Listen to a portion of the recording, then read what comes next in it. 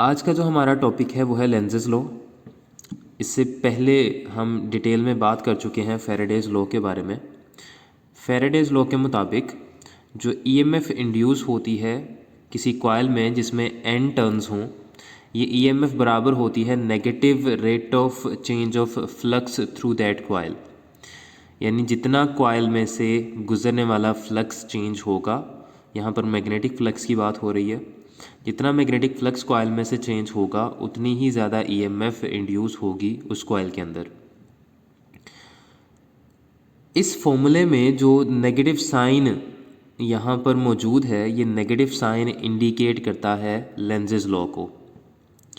Lenz's law एक ऐसा law है जो कि डिस्क्राइब करता है इंड्यूस्ड करंट की डायरेक्शन को, जो उस वक्त किसी कॉइल में से फ़्लो करता है जब आप उस कॉइल में से मैग्नेटिक फील्ड या मैग्नेटिक फ्लक्स चेंज करते हैं। मिसाल के तौर पर इस कॉइल में से जब आप मैग्नेटिक फ्लक्स चेंज करेंगे तो इस कॉइल में जो ईएमएफ इंड्यूस होगी उसकी वजह से इस कॉइल के अंदर करंट फ़्लो करेगा। अब वो करंट या तो क्लॉकवाइज डायरेक्शन में हो सकता है या वो एंटी क्लॉकवाइज डायरेक्शन में हो सकता है, लेकिन क्लॉकवाइज में या एंटी क्लॉकवाइज में किस डायरेक्शन में होगा ये जानने के लिए हमें समझना है लेंजेस लॉ को। लेंजेस लॉ के मुताबिक जो ईएमएफ इंड्यूस होती है किसी कॉइल में और उसकी वजह से जो इंड्यूस्ड करंट फ़्लो करता है, उस इंड्यूस्ड करंट की डायरेक्शन इस तरह से होती है कि ये ओपोज करती है उस वजह को जो कि इसे प्रोड्यूस कर रहा होता है। इस स्टेटमेंट को हम समझेंगे यहाँ पे। इसे समझने के लिए आप कंसीडर कर लें कि आपके पास एक कॉइल है जिस कॉइल को आपने एक गैल्वानोमीटर के साथ कनेक्ट किया है। एक मैग्नेट है जो कि यहाँ पर आपको बार मैग्नेट की सूरत में नज़र आ रहा है। इस मैग्नेट को हम कभी इस कॉइल के करीब लेकर जाते हैं और कभी आप इस मैग्नेट को कॉइल से दूर लेकर जाते हैं। जब आप इस कॉइल के करीब मैग्नेट को लाएंगे या कॉइल से दूर लेकर जाएंगे तो इस कॉइल में से गुजरने वाली मैग्नेटिक फील्ड लाइंस की जो तादाद है वो चेंज होगी। लेंजेस लॉ के मुताबिक कॉइल में मैग्नेटिक फील्ड लाइंस की तादाद चेंज होने से जो करंट इंड्यूस होगा वो करंट ओपोज करेगा उस वजह को जो कि इस करंट को प्रोड्यूस कर रही है। और वो वजह कौन सी है? वो वजह इस बार मैग्नेट की मूवमेंट है। अगर आप इस बार मैग्नेट को मूव नहीं करवाते हैं तो कभी भी इस कॉइल में करंट इंड्यूस नहीं होगा। और अगर आप इस बार मैग्नेट को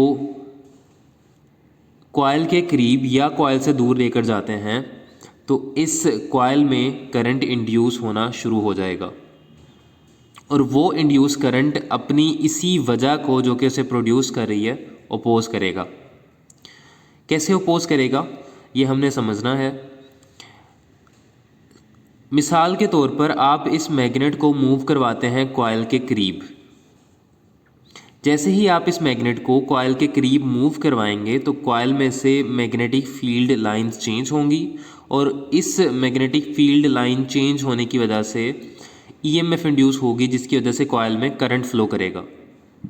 अब जब किसी कॉइल में करंट फ़्लो करना शुरू कर देता है तो वो एक करंट कैरिंग कॉइल बन जाती है और एक करंट कैरिंग कॉइल अपनी मैग्नेटिक फील्ड प्रोड्यूस करती है।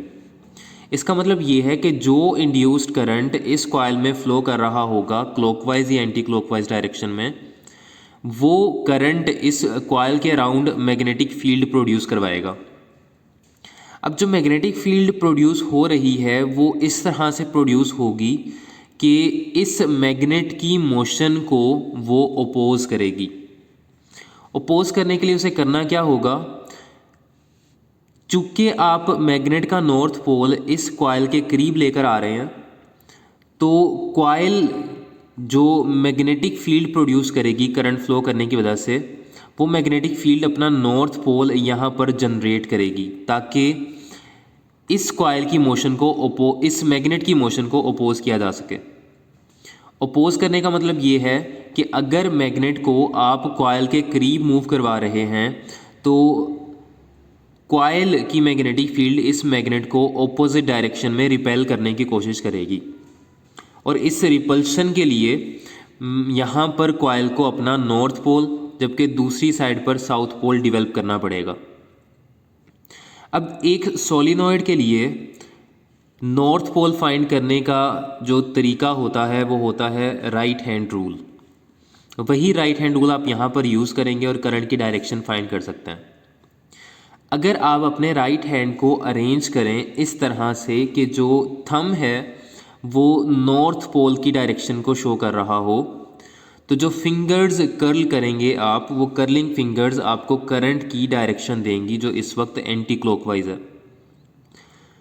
इसी तरह अगर आप मैग्नेट को कॉइल से दूर मूव करवाते हैं, सो मैग्नेट में इस कॉइल में फ़्लो करने वाले करंट की यही कोशिश होगी कि ये मैग्नेट कॉइल से दूर जाने की बजाय कॉइल के करीब आए, यानी कि कॉइल का करंट मैग्नेट की मोशन को अपोज करने की कोशिश करेगा और उसके लिए कॉइल को क्या करना पड़ेगा, कॉइल को यहाँ पर साउथ पोल डेवलप करना पड़ेगा ताकि मैग्नेट अट्रैक्ट हो जाए कॉइल की तरफ।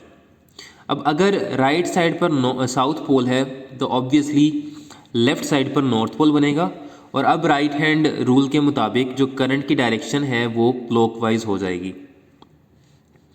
सो यही चीज़ जो मैंने एक्सप्लेन की है ये इस पैराग्राफ की फॉर्म में यहाँ पर लिखी गई है। So when the magnet is pushed towards the coil, जब आप मैग्नेट को कॉइल के करीब पुश करते हो, number of magnetic field lines passing through the coil are increased. जो कॉइल में से गुजरने वाली मैग्नेटिक लाइंस ऑफ फोर्सेस की तादाद है वो इंक्रीज़ होती है।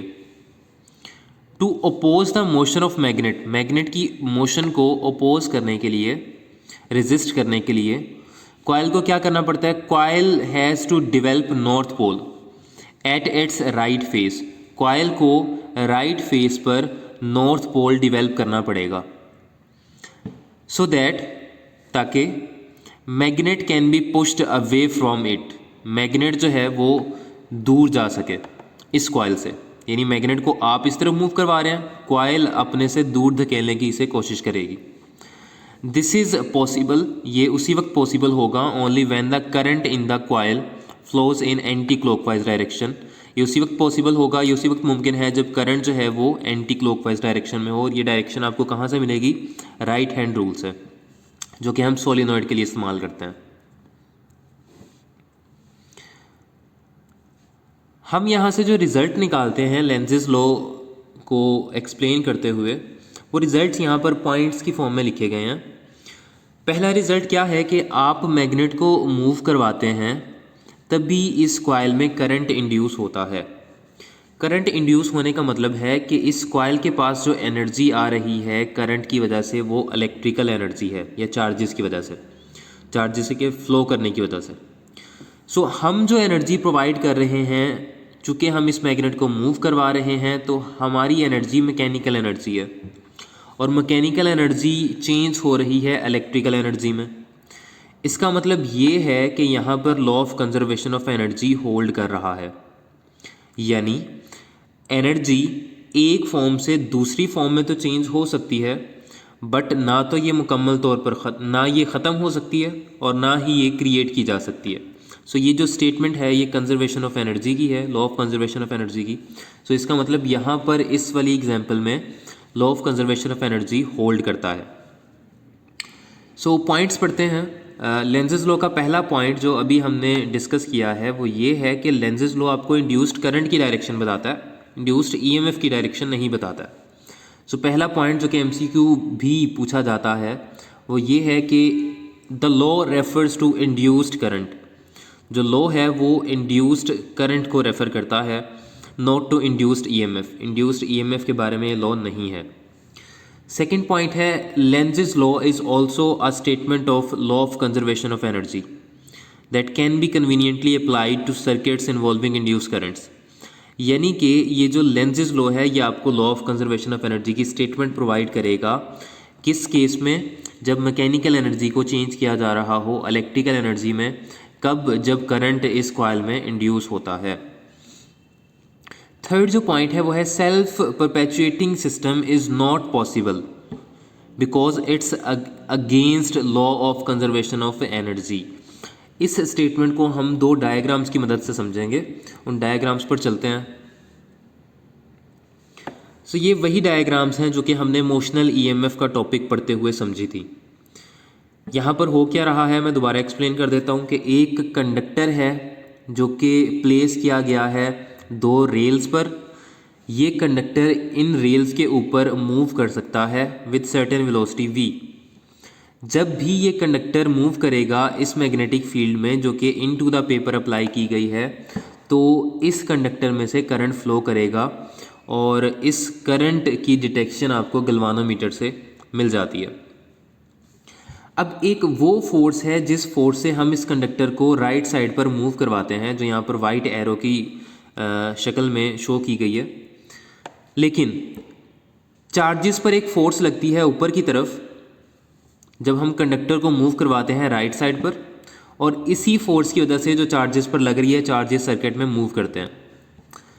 अब जब चार्ज सर्किट में मूव करेगा तो चार्ज चूँकि इस कंडक्टर में से भी मूव कर रहा है, इसका मतलब ये करंट कैरिंग कंडक्टर बन जाएगा। और करंट कैरिंग कंडक्टर को आपने इस वक्त प्लेस किया है मैग्नेटिक फील्ड के अंदर। इसका मतलब ये है कि जब किसी करंट कैरिंग कंडक्टर को मैग्नेटिक फील्ड में एंटर किया जाता है या रखा जाता है तो उस पर एक मैग्नेटिक फोर्स एक्ट करती है। राइट हैंड पाम रूल के मुताबिक वो जो फोर्स एक्ट करेगी इस करंट कैरिंग कंडक्टर पर, वो फोर्स इस डायरेक्शन में होगी। और वो फोर्स बराबर किसकी होगी? वो फोर्स बराबर होती है ILB साइन ऑफ थीटा।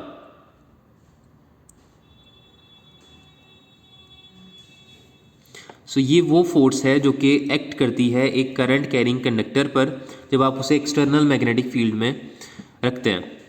सो इसका मतलब ये है कंडक्टर पर आप फोर्स एक्सटर्नल इस तरफ लगा रहे हैं, लेकिन करंट फ्लो करने की वजह से जो फोर्स एक्ट करती है इस कंडक्टर पर, वो फोर्स इसे ऑपोजिट डायरेक्शन में खींचने की कोशिश करती है। अगर हम कुछ ऐसा करें कि ऐसा सपोज करें कि करंट भी डाउनवर्ड डायरेक्शन में फ़्लो करता है। अगर करंट डाउनवर्ड डायरेक्शन में फ़्लो करे इस कंडक्टर में से, जो कि पॉसिबल नहीं है, हम कंडक्टर को राइट साइड पर मूव करवा रहे हैं, करंट की डायरेक्शन हम सपोज कर लेते हैं ऐसा कि डाउनवर्ड डायरेक्शन में है इस कंडक्टर में। तो इसका मतलब ये है कि ये एक ऐसा सिस्टम बन जाएगा जिस पर लगने वाली फोर्स राइट साइड पर ही होगी। इस पॉइंट को ज़रा आपने इस पॉइंट को मैं रिपीट करता हूँ। हम एक्सटर्नल फोर्स इस कंडक्टर पर लगाते हैं राइट साइड पर, और मिसाल के तौर पर हम ऐसा फ़र्ज़ कर रहे हैं कि करंट फ़्लो करता है डाउनवर्ड डायरेक्शन में। अब अगर आप राइट हैंड पाम रूल का इस्तेमाल करें तो करंट कैरिंग कंडक्टर पर जो फोर्स लगेगी वो राइट साइड पर ही होगी। सो यहाँ पर जो एक्सटर्नल फोर्स है हमारी वो भी राइट साइड पर है।